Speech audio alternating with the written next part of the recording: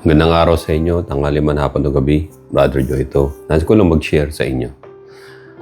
Hindi ito masyadong malalim. At ang tawag dito, open Bible sharing. Meron lang ako napuna rito.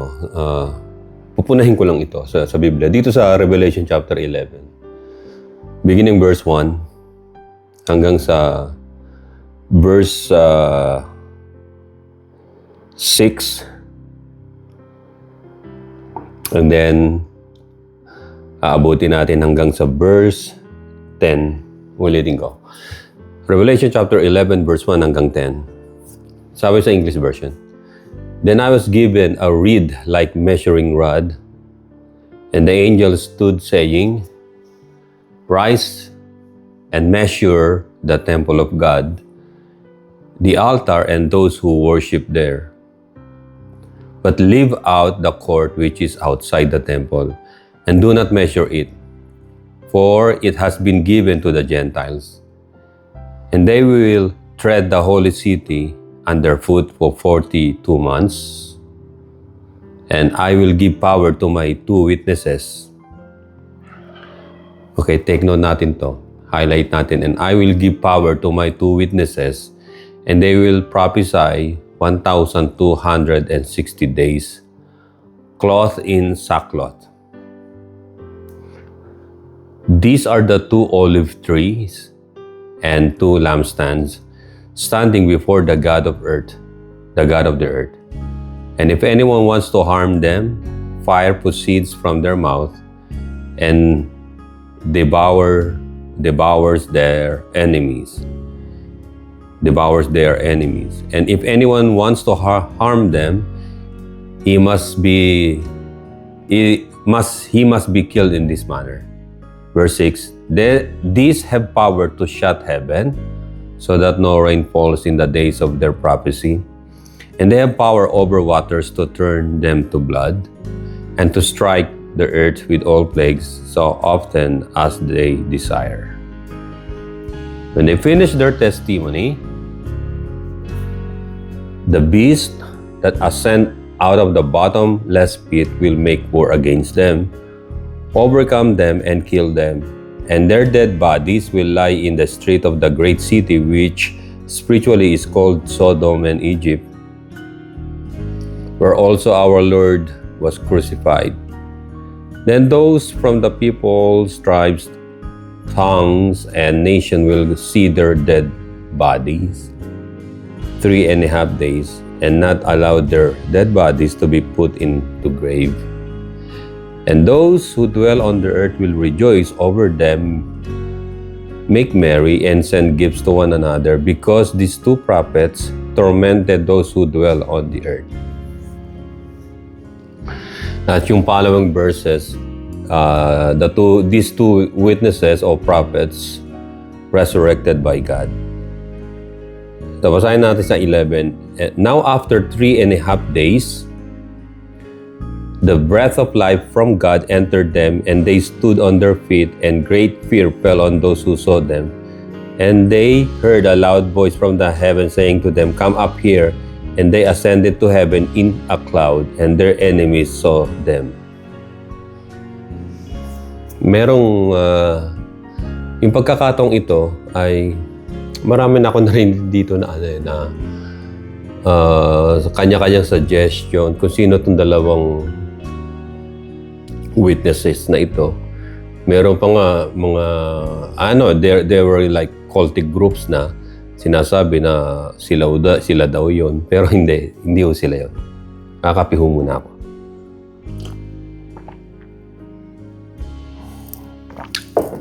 Dito yung Book of Revelation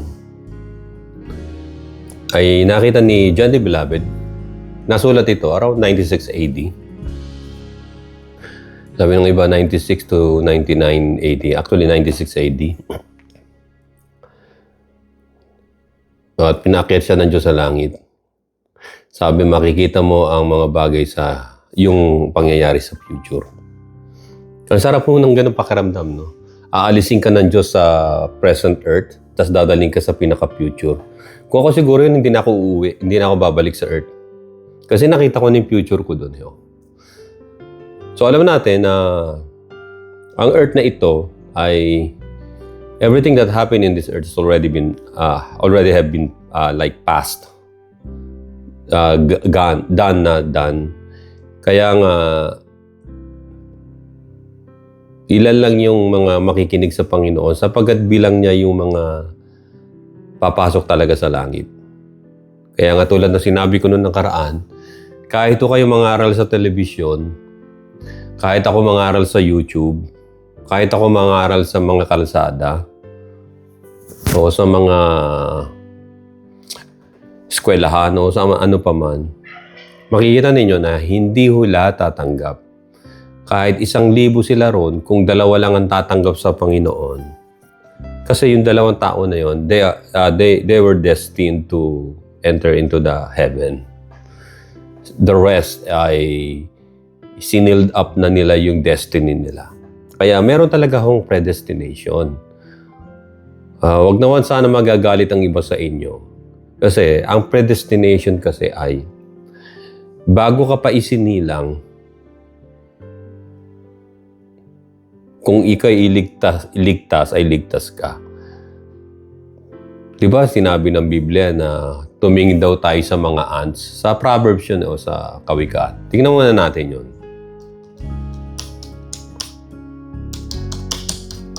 Tingnan natin. Ang sabi of Proverbs chapter 6 verse 6, go to the ant. Yung langgam. Go to the ant.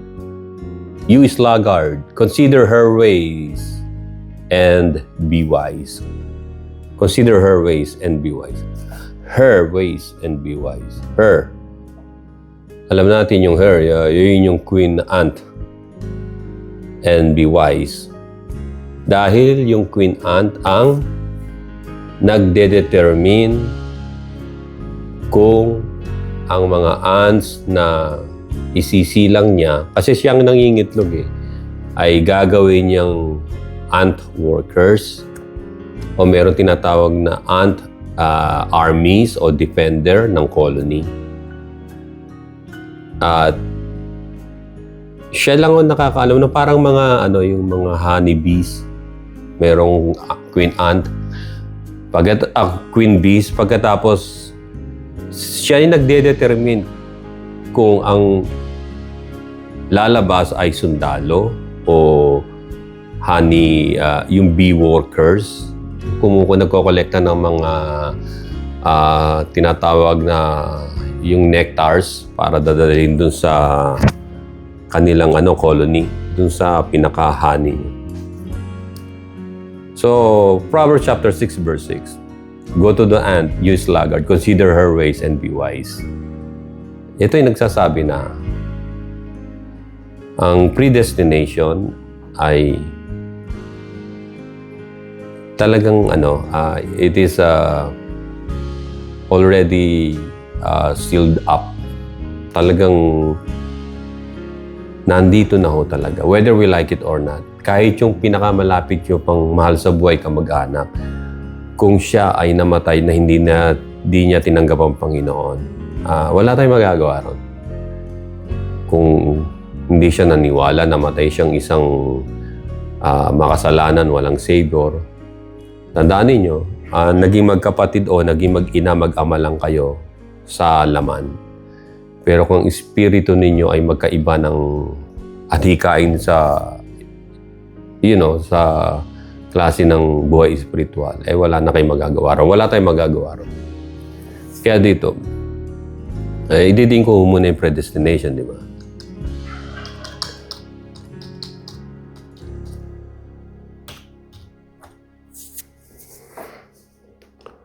Ang sabi rito, Romans chapter 8 verse 29. For whom He foreknew, He also predestined to be conformed to the image of His Son, that He might be the firstborn among many brethren. Moreover, ang sabi ng Romans 8:30, kung mabasahin natin, moreover, whom He predestined, ulitin ko, Romans chapter 8 verse 30, for whom, compare natin sa Tagalog, Pagka tingnan natin sa Tagalog. Ang sabi sa Tagalog, Romans 8:30, ang mga pinili niya, so predestined is pinili. Ang mga pinili niya noon pang una, isipin nyo noong pang una, before the world began. Ang mga pinili niya noon pang una ay kanyang tinawag. Tinawag. Kaya nga sabi ng Panginoon, mangaral kayo, hanapin ninyo ang mga nawawalang tupa ng Israel. Isa yon sa mission ng mga alagad. At hanapin ninyo yung mga wala pa sa kaharian ng Panginoon. Yung mga tao naman, mga hindi naman mga Hudyo yun, na mga nawawala. Ang mga pinili niya noon pang una ay kanyang tinawag. At ang mga tinawag ay kanya ring pinawalang sala. At ang mga pinawalang sala ay kanyang binahagina ng kanyang kaluwalhatian. Linaw. Kasi meron ditong merong mga nag-away dito mga pastor. Predestination and then those who believe in Christ. Ibig sabihin, salvation through faith and then predestination. Ibig sabihin nito. So kung predestined ng isang tao, we don't need to preach the gospel, sabi ng isa. No, mali ka ano pagkaintindi mo. The reason why you have to preach the gospel para tawagin yung mga predestined na naka-incorporate pa sa mga sanlibutan, sa mga makasalanan. Kasi tulad ito ng naghagis ng binhi, may tumubo sa mga batuhan, di ba? So makikita natin paano natin madedetermine na yun nga'y binhi. Yung matatanim sa matabang lupa na alam nyo na makikinig siya kapag dumating ang panahon na siya ay makarinig ng gospel. At isa pa, ito. Di ba sa parable ng Panginoon, nagtanim yung magsasaka, tapos tumubo, di ba? May nagtanim rin, hating gabi, yung kalaban, inasika ng mga buto ng mga damo. Napuna ngayon ng mga magsasaka. Di ba tinanim natin good seeds lang? Bakit may tumubo rito ng damo? Bunutin na ba namin? Wag, sabi. Baka madamay nyo pang mabunot yung yung mga predestined na nandun sa pagitan ng mga ng mga damo-damo na yon. So, ang ginawa, hintayin nyo na lang ang sabi sa judgment. Yung sa final judgment. Pag sinabi ng mga anghel na anihin na ninyo both yung trigo at yung weeds.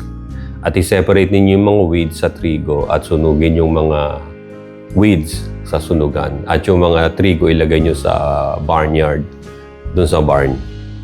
So malinaw na before this world began o created, nandun na yung soul natin. It's already been existed. Long time ago. Ang nilikha lamang ng Diyos na makikita natin na detalyadong pagkakasabi ay yung paglikha kay Adam na hiningahan ng Diyos na hininga ng buhay at naging kaluluwang may buhay. Ngayon yung kaluluwa saan nanggaling?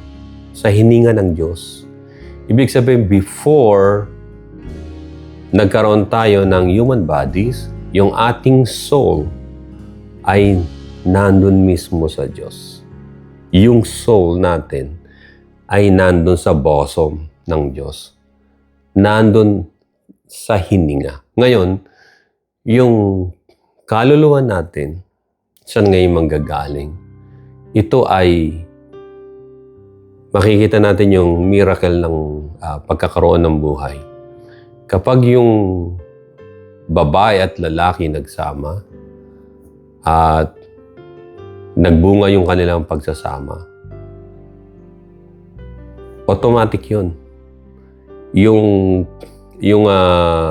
sperm ng lalaki at yung egg ng babae, ayon sa science at sa modern explanation, ay may life na kagad yun. They made a video on that na nagkaroon ng chemical reaction pagkatapos nagkaroon ng liwanag. Just like lumiwanag na gano'n, akala nyo nag-turn on ng switch ng light. So life na kagad yun. Light. Light is life. Tandaan ninyo, nagkaroon na ng buhay. At ano ang sign ng isang buhay? Yung nakita sa video ng mga doctor, scientist na nagliwanag, chemical reaction. Meaning, nagkaroon ng buhay. Ito'y kagagawa na lamang ng mag-asawa. At yung tinatawag na kaluluwa, nagkaroon ng buhay, at yung kaluluwa, nandun naka-incorporate na doon sa pagkakaroon ng buhay. Kasi, binigyan na tayo ng Panginoon ng tinatawag na isang kakayahan na mag-produce ng mga babies. So, yung kaluluwa ay nanggaling pa rin sa Diyos. Sinimulan sa paghinga niya kay Adam at naging kaluluwang may buhay. So, sa madaling salita ho ay kung hawak natin o kung ang hininga natin ay nasa atin,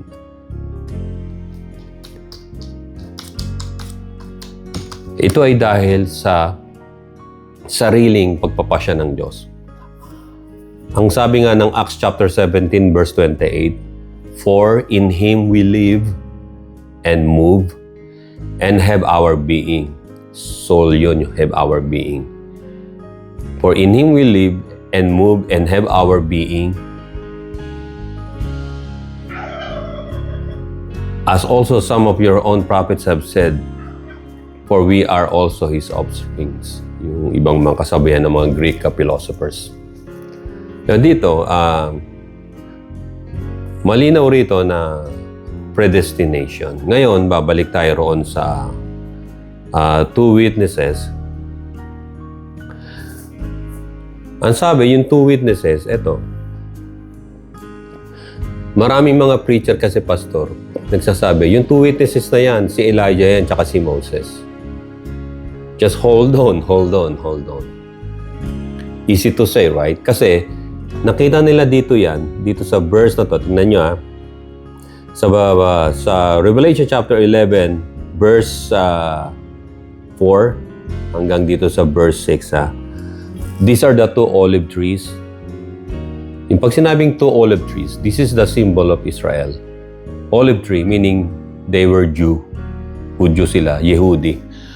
Ang pangalang Yehudi o Jew o Yehudi, mga Hudyo, ay nagsimula noong around 733 BCE o before Christ era.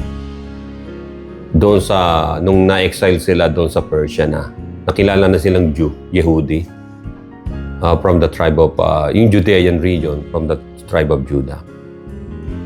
At hanggang 733 BCE, hanggang 600 BCE, nakilala sila. Pagkatapos, ay na-retain yun, yung tawag nila na yun, nung bumalik na sila doon sa Israel. At nung panahon ng Roman Empire, around 160, around 150, 160, 100 hanggang 50 BC, yun ang nila, yun ang naging pangalan nila, Judea.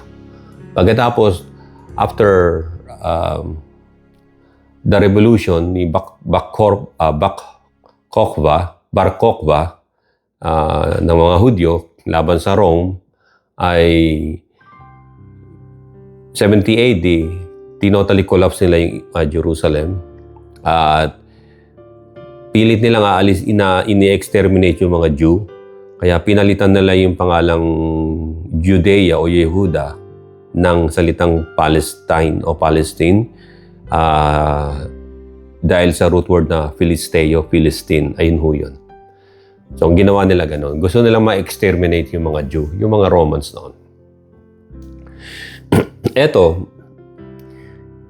yung sinasabi ng ibang mga nangangaral din, yung mga nagtuturo ng eschatology, actually sinasabi nila ito na two olive trees, meaning two person na mga Jew ito.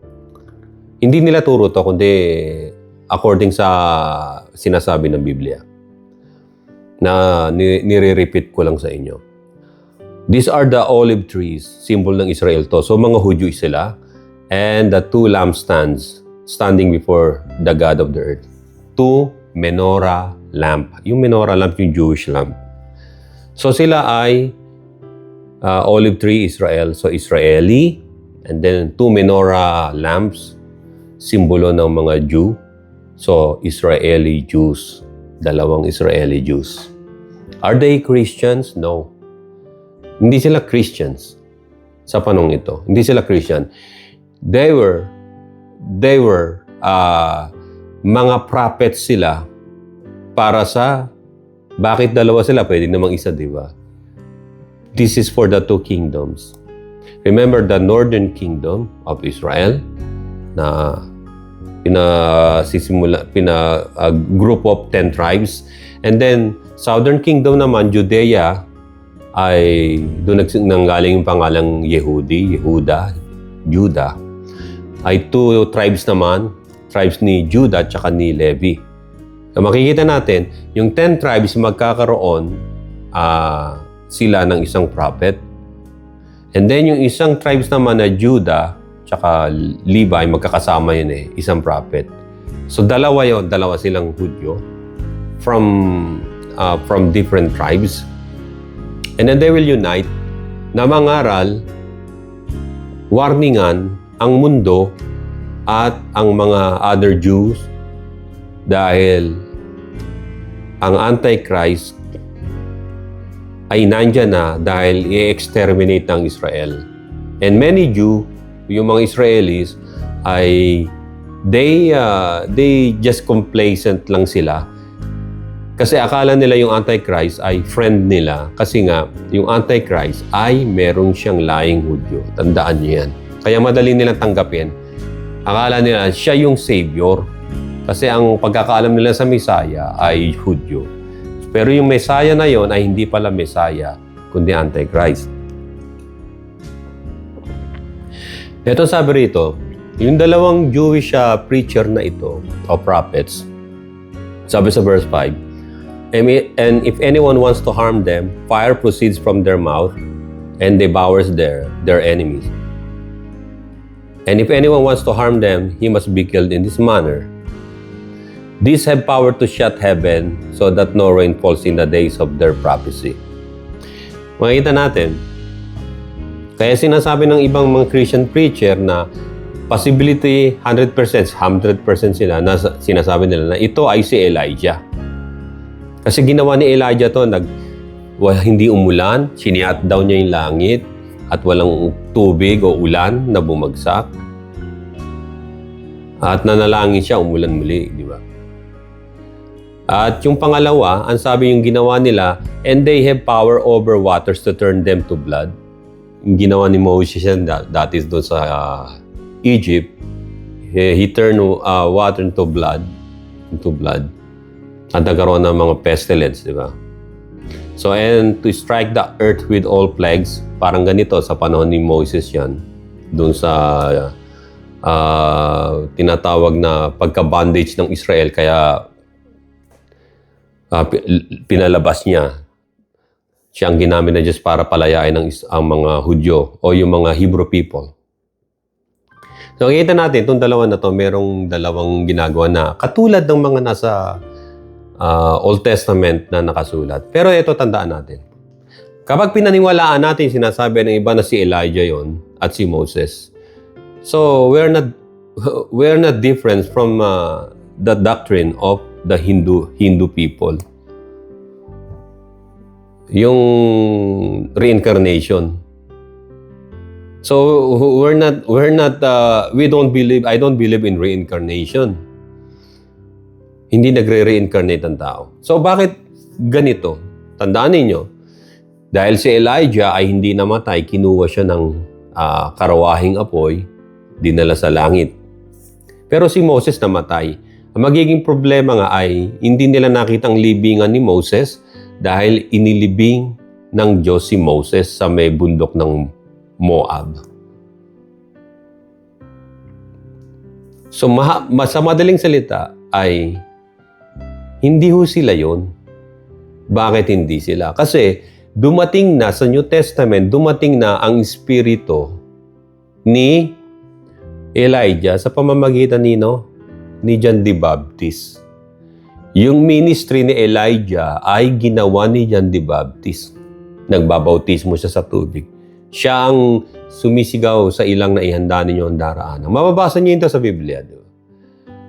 Na akala ng mga na si Jesus Christ ay siya yung Elijah. Di ba tinanong yung mga alagad niya, Peter, who do people say I am? Ano sabi nila na tungkol sa akin? Sabi ng iba, kayo raw sa Isaiah, Jeremiah, o John the Baptist, o isa sa mga propeta.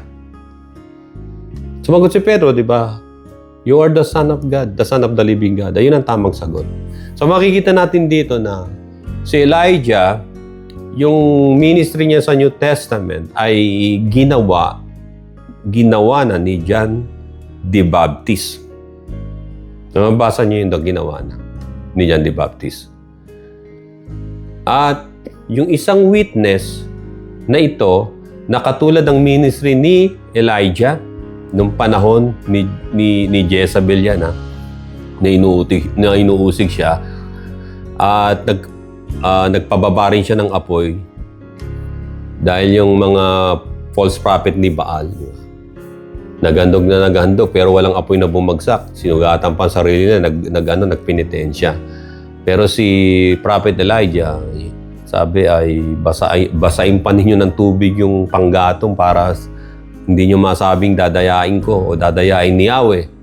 Binasa nila ng binasa, di ba? Binuhusan, nanalangin siya, bumagsak yung apoy mula sa langit. Tinupok yung handog, pati yung mga panggatong, pati yung mga batong pinagpatungan, sunog. Ibig sabihin, totoo ang tunay na Diyos na buhay. So ganito rin ang mangyayari sa last days. Na kapag nag-rapture na,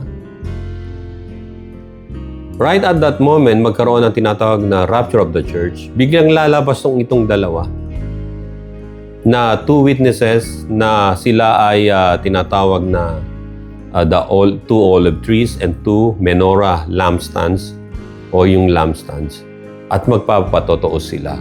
Sila ay mga Israeli Jews. Tandaan nyo, olive tree ay simbolo ng Israel.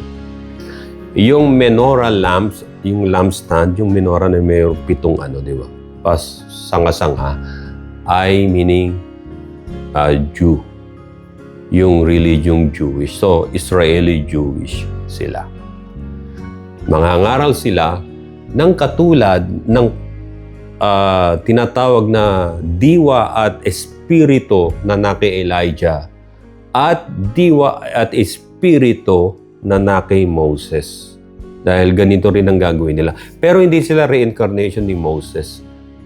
At hindi na hayaan ng Diyos na buhayin si Moses na namatay na at para mabuhay uli at mangaral. Hindi na. Reincarnation yun. So wala tayong pagkakaiba sa mga Hudyo. So hindi ganun. Hindi ganun ang paliwanag ng Biblia. So itong dalawang ito, sila ay mga Israeli Jews. Sila ay mga prophets. Sila ay ang tinawag ng Diyos sa huling araw. Kaya makikita nito, nasabi rito, sabi sa verse 7, when they finish their testimony, after the 3.5 years, the beast that ascend out of the bottomless pit will make war against them. Lalabanan sila. Ang beast ay meron tinatawag na united religion. Pag sinabing united religion, there is only one religion under Satan. Imposible bang mangyari? Yung posible, alam niyo kung bakit. Tignan niyo yung Vatican ngayon, di ba? Yung Pope ngayon ng Vatican, pinagpagawa niya ng prayer room yung mga Muslim dun sa library ng Vatican, di ba? Makikita natin na inch by inch nandun na tayo. Kaya prepare kayo. Tapos sa susunod, ang magkakaisa dyan ay hindi lang Muslim, Catholic, pati na yung mga Hindu tsaka Buddhist. For the sake of the word peace, gagawin nila yan. Mag-unite sila. Magkakaroon sila ng enhanced cooperation sa bawat isa. Anong dapat nilang, bakit sila mag-unite? To unite against the Jewish people, the Jewish religion. Ang Jewish religion lang ang gusto nilang mawasak at sirain at ubusin ng mga Hudyo. Tandaan ninyo, i-exterminate. Kaya yung mga nagsisisigaw na na pre-Palestine, from the river to the sea, tapos Palestine will be free. Ibig sabihin, i-exterminate ang mga Hudyo para yung mga Philistines na yon, yung mga hindi Hudyo, yung mga Muslim Arab na yon, ay sila ang maghari doon sa Levant, doon sa lugar na yon ng Middle East. Kaya dito sabi rito, pag natapos na silang mag-testify, mangaral, papatayin sila at iiwanan yung kanilang katawan na nakahandusay sa Jerusalem, the great city which spiritually is called Sodom and Egypt. Pag sinabing Sodom and Egypt, bondage of immorality, and Egypt meaning bondage of slavery. So, slave to sin, yung kung tawagin na yun. Kasi, nandun ang all of the religions of the world ay nandun sa Jerusalem. Kaya may mga building doon ng Islam, may building doon ng Catholic, may building doon yung tinatawag na mga Armenian na courts, nandun sila, yung mga building nila ron. Mga Russian, Orthodoxy. So, makikita natin dito na ang dalawang ito ay papatayin sila at yung katawan nila ay walang mangangahas na hawakan para ilibing. Pababayaan sila. But on the third day, ang sabi rito, when they finish their testimony, the beast that ascend out of the bottomless pit will make war against them, overcome them, matatalo sila, and kill them. And their dead bodies will lie in the street of the great city, which is spiritually called Sodom and Egypt, where also our Lord was crucified. Makikita natin, doon sa Jerusalem. Doon saan ba kinusupay ang Panginoon? Sa Jerusalem. Although sa exact location is Golgotha, but it's in Jerusalem.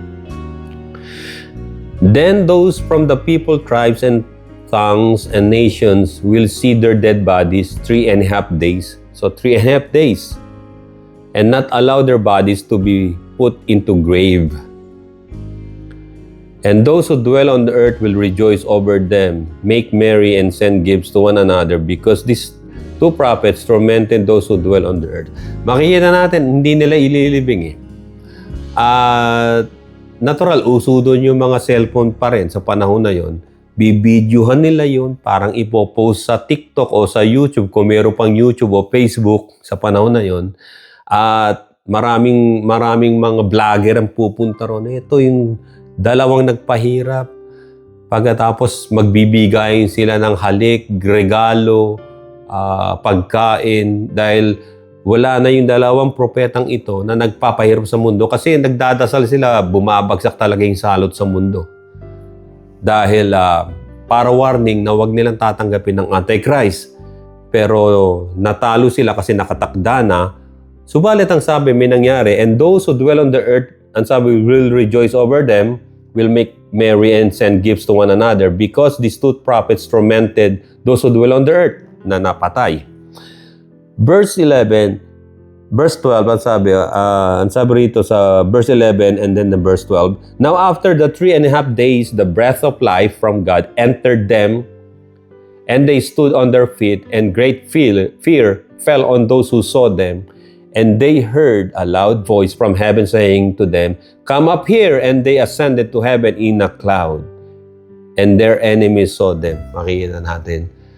Umakyat sila sa clouds ng marinig yung tinig, umakyat kay rito. So yung pag-akyat nila ay the same manner ng pag-akyat ng Panginoon na nasa mga alapaap. Ganon din yung mga saints. Huwag kayong maiinggit Darating ang Panginoon sa Kristo nasa mga alapaap. Kasama niya yung mga saints niya, yung mga banal, nasa mga alapaap din. So nando nakasakay sa alapaap. Sa tinatawag na clouds. Yung tinatawag na apocalyptic clouds. Yung clouds of heaven. At sila rin, naranasan din nila na nasa mga alapaap. So ito ay hindi sina Moses at si Prophet Elijah. Si Prophet Elijah, yung espiritu ng kanyang ministry ay na kay John the Baptist at natapos niya na. Si Moses ay, dahil siya ay lawgiver, he received the law of God, ay hindi siya ito. Sapagkat kung siya yan, ang tinatawag na magkakaroon pala, pwede palang tulad ng mga paniniwala ng mga Hindu na pwedeng mabuhay pala yung namatay ng tao, either sa ibang katauhan o ano, ay hindi ganun na sinasabi ng Biblia. Hindi yung ganun. Kaya sila yung mga preacher at mga prophets na Israeli Jews. Hindi sila si Elijah o si Moses. Sila ay may special na pagkatawag sa Diyos. Itong dalawang ito, mga modern Israeli Jews na preacher sila. Kaya dito sabi ng Biblia na kapag nakita na ninyo yung mga palatandaan na ito. Madaling makita nyo ha. Bakit kinakailangan magkaisa ang bawat religion sa mundo? So that they will attain to have peace. Ayan ang priority ng mga religion sa panahon na yan. Kapayapaan. Ibig sabihin, tanggalin na muna natin yung hidwaan natin.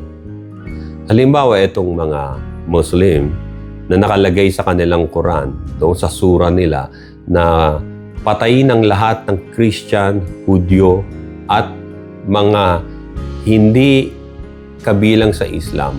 Patayin sila sa daanan, gaasain ang kanilang mga kababaihan, alipinin sila, pilitin silang magbigay ng jizya, yung tax. Pag wala ay alipinin sila, tapos patayin. Yung ano talaga nila. Ngayon, sa huling araw ay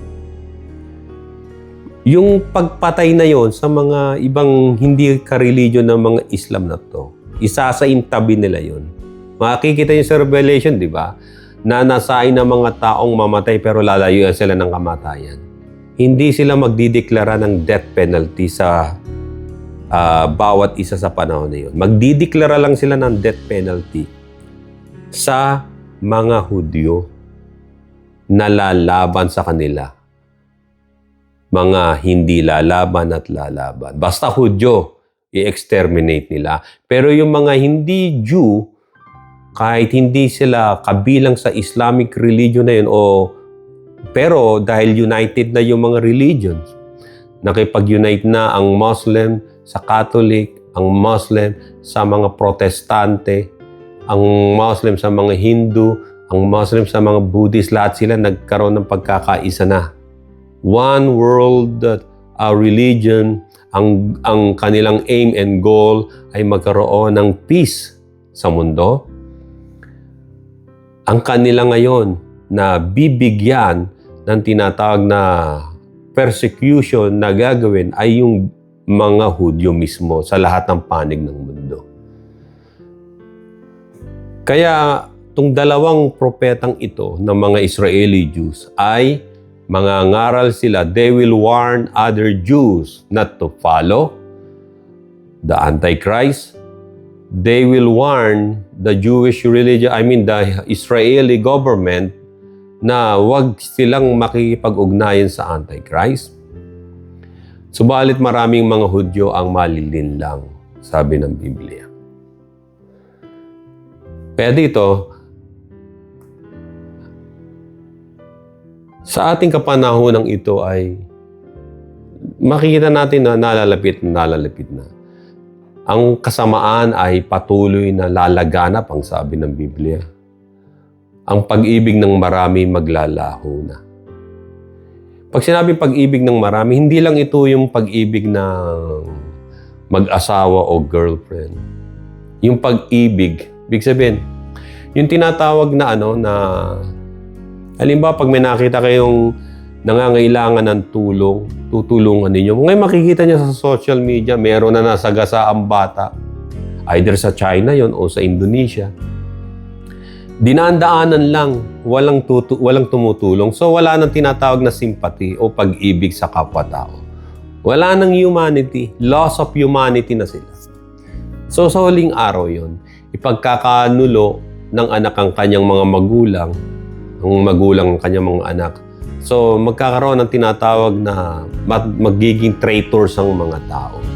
Hindi lang traitor sa sariling sambayanan o sariling bansa o lipunan, kundi traitor sa bawat isa tulad ng mga politicians. Traitor sa bawat isa yan. Pagkaalam nila na sila ay magkakaroon ng pananalapi sa bawat gagawin nilang pagpirma sa kung papaborman sa mga taong bayan o hindi, ay kinakailangan me first. Dapat may pera dyan. Ganun ang adhikain nila ngayon. Hindi para tumulong at sa national interest. Kaya nga ho, ang mundo nating ito ay makikita ninyo ngayon lang halos na recorded yung mga crimes, di ba? Binibidyo. Imbis na yung iba, pigilan yung pangyayari, binibidyo na lang. Ayun ang sinasabi ng Biblia na lantaran na lalabas ang kasamaan. At tulad ito ng panahon ni Noah, mga tao ay nagpapakasaya, nagpapakasama hanggang sa nagbigay ang palatandaan ng Diyos, gumawa ka ng arko, Noah. Gumawa siya. At palatandaan sa mga tao yun, pero ayaw maniwala. At ang naligtas lamang ay yung mga animals na pinili ng Diyos na sumakay doon sa arko at yung 8 katao lamang. Kaya wala na talaga silang idadahilan sa Panginoon.